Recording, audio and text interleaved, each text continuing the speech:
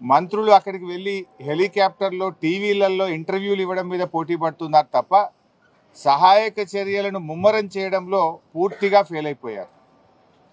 అది పైనుంచి హెలికాప్టర్లో చూస్తే సొరంగం లోపల ఏమన్నా ప్రత్యేకంగా చూడడానికి వీళ్ళకి ఏమైనా ఎక్స్రే కెమెరాలు కళ్ళు గిట్ట ఉన్నాయా?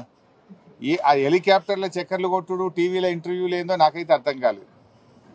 మీరు కనీసం ఇలా 5 రోజులు అయింది, ప్రతి నిమిషం కూడా చాలా ముఖ్యమైనటువంటిది.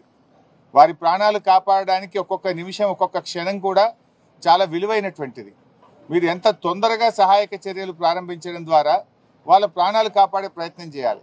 లోపల వాళ్ళకు ఆహారం లేదు, త్రాగునీరు లేదు, మరి వాళ్ళు ఎలా 5 రోజులు జీవించాలి?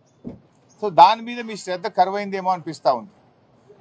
అసలు ఇప్పటి వరకు సహాయక చర్యల ప్రారంభమే కాలేదు. మక్కు తీయడం కానీ, ఆ టన్నల్ బోరింగ్ మిషన్ను తొలగించాలా, అది అడ్డంగా ఉన్నటువంటి పార్ట్స్ తొలగించాలా, ఆ మక్కుని ఎలా బయటకు తీయాలి, ఆ మక్కు తీస్తే మళ్ళీ తిరిగి పైనుంచి కొలాప్స్ అవుతుందా, ఒక అంచనాకు రాలేకపోతున్నారు, ఒక అవగాహనకు రాలేకపోతున్నారు.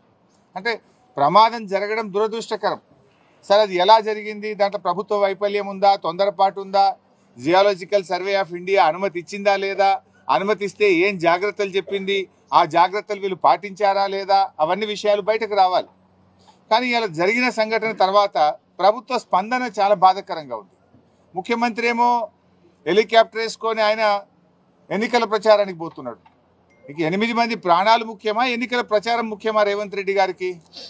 కనీసం ముఖ్యమంత్రి అక్కడికి వెళ్ళి ఆ సహాయక చర్యల్ని ముమ్మరం చేయడంలో కానీ, ఒక డైరెక్షన్ ఇవ్వడంలో కూడా అటు ముఖ్యమంత్రి గారు, ఇటు నీటిపారుదల శాఖ మంత్రి కూడా పూర్తిగా ఫెయిల్ అయిపోయారు. మేము బీఆర్ఎస్ పార్టీ తరఫున సహాయక చర్యల్లో ఇబ్బంది కలగొద్దు, ప్రభుత్వానికి సహకరించాలి, సంయమనం పాటించాలని చెప్పి గత 4-5 రోజులుగా మేము వెయిట్ చేశాం. కానీ బాధ కలిగే అంశం ఏంటంటే ఇప్పటి వరకు ఒక్క అడుగు ముందుకు బల్లే. There is no direction. దాదాపు 10 ఏజెన్సీలు ఉన్నారు. ఈ ఒక్కొక్కరు వెళ్తున్నారు, ఒకరొక మాట చెప్తున్నారు, ఒకరొక మాట చెప్తున్నారు. మేము మీడియాలో చూసిందో పత్రికల్లో చూసింది చెప్తున్నా. నేను బీహార్ నుంచి ర్యాట్ వాళ్ళు వచ్చారన్నారు, ఎన్డీఆర్ఎఫ్ వచ్చిందని చెప్పినారు, లేకపోతే వేరియస్ టీమ్స్ వచ్చినాయి, నేవీ నుంచి వచ్చిందన్నారు, లేదా కాశ్మీర్ నుంచి ఏదో టీం వచ్చిందన్నారు, ఛత్తీస్గఢ్ నుంచి టీం వచ్చిందన్నారు, మన సింగరేణి నుంచి ఒక టీం వచ్చిందన్నారు. What is the direction? అది ఎవరు ఇవ్వాలి? గవర్నమెంట్ ఇవ్వాలి. అందరి మాటలు విని ఒక స్పష్టంగా ఒక లైన్ ఆఫ్ యాక్షన్ ఇచ్చి దాన్ని వేగవంతంగా చేసి వాళ్ళని బయటకు తీసుకొచ్చే ప్రయత్నం చేయాలి. అందులో పూర్తిగా ఫెయిల్ అయిపోయింది గవర్నమెంట్.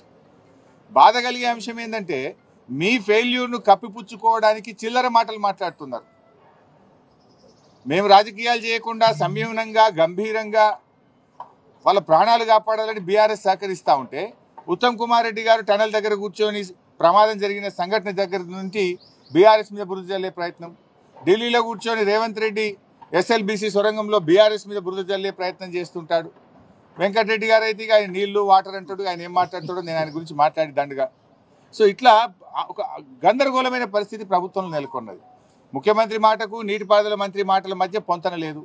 మీరు బీఆర్ఎస్ని విమర్శించడానికి ఇది సమయమా? అసలు బీఆర్ఎస్ని విమర్శించే నైతిక హక్కు మీకుందా? అంటే తమ తప్పును కప్పిపుచ్చుకోవడానికి ఇతరుల మీద నెపన్నెట్టే ప్రయత్నం చేస్తున్నారు. అన్ని విషయాలు నేను అక్కడ డీటెయిల్గా మాట్లాడతాను. సో ఈరోజు మా మహబూబ్ నగర్ మరియు నల్గొండ జిల్లా మాజీ మంత్రివర్యులు, మాజీ శాసనసభ్యులు, శాసన మండలి సభ్యులు, పార్టీ సీనియర్ నాయకులు అందరం కలిసి అక్కడికి వెళ్ళి మరి ఎవరైతే బాధిత కుటుంబాలు ఉన్నాయో వారికి ఓదార్చడానికి, వారికి ధైర్యం చెప్పడానికి, మరి ప్రభుత్వ సహాయక చర్యలు నిజంగా ఎలా జరుగుతున్నాయో, కరెక్ట్గా చేస్తున్నారా లేదా, మాకుండే అనుభవాన్ని, మాకుండేటువంటి ఆలోచనలు కూడా వీలైతే త్వరితగతిన వేగవంతంగా సహాయక చర్యలు జరపడానికి మా యొక్క సూచనలు కూడా అందించాలనే ఉద్దేశంతో బీఆర్ఎస్ పార్టీ బృందం మేము అక్కడ బయలుదేరి వెళ్తున్నాం. ముఖ్యమంత్రి ఢిల్లీలో కూడా చర్చ చేస్తూ గత 10 నెలల్లో బీఆర్ఎస్ ఎస్ఎల్బీసీ పట్టించుకోలేదు కాబట్టి అది కూలిపోయిందని అంటున్నారు. రేవంత్ రెడ్డికి నిజాలు మాట్లాడు ఆయన జీవితంలో రాదు. అందుకే ఆయన పేరు యనుమల రేవంత్ రెడ్డి కాదు, ఎగవేతల రేవంత్ రెడ్డి, అబద్ధాల రేవంత్ రెడ్డి అని పేరు పెట్టినాం మేము. ఎందుకు? ఇచ్చిన హామీలను ఎగబెట్టింది కనుక ఎగవేతల రేవంత్ రెడ్డి, నోరిప్పితే అబద్ధాలు తప్ప నిజాలు మాట్లాడాడు కనుక అబద్ధాల రేవంత్ రెడ్డి ఆయన. ఇవాళ ఈ ప్రాజెక్టు 9 ఏళ్ల కాంగ్రెస్ హయాంలో ఎస్ఎల్బీసీ ప్రాజెక్టులో 3,300 కోట్ల రూపాయలు ఖర్చు పెడితే 9 ఏళ్ల బీఆర్ఎస్ హయాంలో 3,900 కోట్ల రూపాయలు ఖర్చు పెట్టాం. అంటే కాంగ్రెస్ హయాం కంటే 600 కోట్ల రూపాయలు బీఆర్ఎస్ ప్రభుత్వం ఎక్కువగా ఖర్చు పెట్టింది.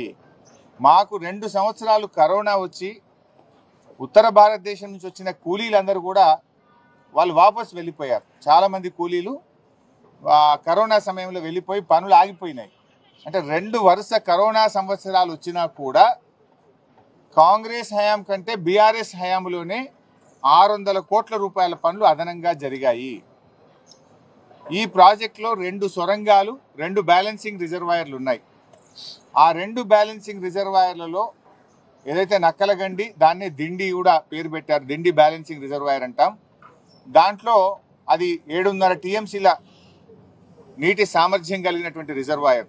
భూసేకరణ చేసి R&R చేసి దాదాపు 95% పనులు దిండి బ్యాలెన్సింగ్ రిజర్వాయర్లో పూర్తి చేశాం. పెళ్లిపాకల రిజర్వాయర్లో కూడా దాదాపు 50% వరకు పనులు పూర్తి చేశాం. SLBC టనల్లో ఆ రోజు పనులు ఆగిపోయి కాంగ్రెస్ హయాంలో మూలకు పడితే కేసీఆర్ గారు అసెంబ్లీలో అఖిలపక్ష సమావేశాన్ని పిలిచి ఆనాటి ప్రతిపక్ష నాయకులు జానారెడ్డి గారితో సహా నల్లగొండ జిల్లా నాయకులను కూడా పిలిచి అన్ని రాజకీయ పార్టీలను పిలిచి అందరి అభిప్రాయాలు తీసుకొని 100 కోట్ల రూపాయల మొబిలైజేషన్ అడ్వాన్స్ ఇచ్చి పనులను పునఃప్రారంభింపజేసింది మా బీఆర్ఎస్ ప్రభుత్వం, ముఖ్యమంత్రి కేసీఆర్ గారు. అయితే మేము చేయాల్సిన ప్రయత్నం చేసినాం. లోపలికి వెళ్ళిన తర్వాత వాటర్ సీపేజ్ పెరిగింది. 2 సార్లు బేరింగ్లు ఫెయిల్ అయిపోయినాయి. అమెరికా నుంచి స్పేర్ పార్ట్స్ తెచ్చి టెక్నీషియన్స్ తెప్పించి దాన్ని మరమ్మతు చేపించి కూడా మేము పనులు ముందుకు తీసుకుపోయాం. బీఆర్ఎస్ హయాంలో 13 కిలోమీటర్లు టనల్ పనులు మేము పూర్తి చేశాం. అంటే అంత బాగా మా హయాంలో పనులు జరిగినాయి. అటు రిజర్వాయర్లు చేసినాం, 13 కిలోమీటర్ల టనల్ చేసినాం. నేను అడుగుతున్న రేవంత్ రెడ్డిని, నువ్వు 15 నెలలు అయింది గవర్నమెంట్ వచ్చి, 15 మీటర్లు తవ్వినావు. నీ 15 నెలల్లో 15 మీటర్లన్నా తవ్వినవా SLBC సొరంగం అని అడుగుతున్నాను నేను. ఎవరు పని చేయండి? మేము 13 కిలోమీటర్లు తవ్వినాం. కానీ రేవంత్ రెడ్డి 15 నెలల పాలనలో SLBC సొరంగంలో 15 మీటర్ల పని కూడా జరగలే. 15 తట్టల మట్టి కూడా ఎత్తలే. నువ్వా మాట్లాడేది? ఇవాళ మేము కాళేశ్వరంలో 203 కిలోమీటర్ల టనల్ తవ్వాం. పాలమూరు ఎత్తిపోతల పథకంలో 100 కిలోమీటర్ల టనల్ తవ్వాం. మేం పనులు చేసి చూపించాం. SLBC సొరంగంలో కూడా 13 కిలోమీటర్లు తవ్వాం. 3,900 కోట్ల రూపాయల పనులు బీఆర్ఎస్ ప్రభుత్వం చేసింది.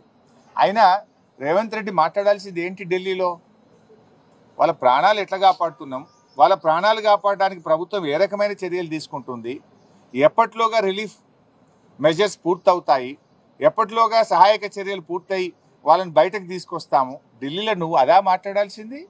గత ప్రభుత్వం మీద బురద జల్లే ప్రయత్నం చేస్తావా? అంటే యు ఆర్ ఇన్ డిఫెన్స్. మొన్న కూడా కరీంనగర్ పార్లమెంట్ ఎన్నికలకు పోయి మీ ఓటే విలేయలేదు, మీరు ఎత్తెంత ఏ పోతే ఎంత, మాకు గెలిచినా ఓడినా నా గవర్నమెంట్ పడిపోదు అని ఆడబోయి మాట్లాడొచ్చింది. ఏది ఇక్కడ సొరంగంలో ప్రమాదం జరిగి ఇంత జరుగుతుంటే ఆడబోయి ఆ మాటలు మాట్లాడతాడు. ఢిల్లీలో పోయి ఏం మాట్లాడతాడు? ప్రధానమంత్రిను అక్కడ ఇంకెవరైనా కలిసినాక మేము SLBCలో ఇంకా టీమ్స్ పంపమన్నాము, ఎక్స్పర్ట్స్ని పంపమన్నాము, తొందరగా పనిచేయడానికి సహకరించమన్నాము, వీళ్ళని కాపాడాలని మాట్లాడతావా? నువ్వు గత ప్రభుత్వం మీద బురద జల్లుతావా? అంటే what it shows? You are in defence. నువ్వు తప్పు చేసినావు, నీ ప్రభుత్వం ఫెయిల్ అయిపోయింది, నీ చేతగానితనం వల్ల, నీ ప్రభుత్వ వైఫల్యం వల్ల ఇవాళ 8 మంది ప్రాణాలు గాల్లో ఉన్న పరిస్థితి ఉన్నది. నీ ప్రభుత్వ వైఫల్యం స్పష్టంగా కనబడుతుంది కనుక దాని నుంచి బయటపడడం కోసం రేవంత్ రెడ్డి గారు గత ప్రభుత్వం మీద బురద జల్లే ప్రయత్నం. పోనీ అందులో నిజాలున్నాయా? గత ప్రభుత్వం ప్రాజెక్టును పట్టించుకోనే లేదట. మరి 13 కిలోమీటర్లు దవ్వింది నిజం కాదా? 3,900 కోట్ల రూపాయలు ఖర్చు పెట్టింది నిజం కాదా? దిండి పెళ్లిపాకల రిజర్వాయర్లు నిర్మాణం జరిగింది నిజం కాదా? దీనికి సమాధానం చెప్పమని రేవంత్ రెడ్డిని. Thank you.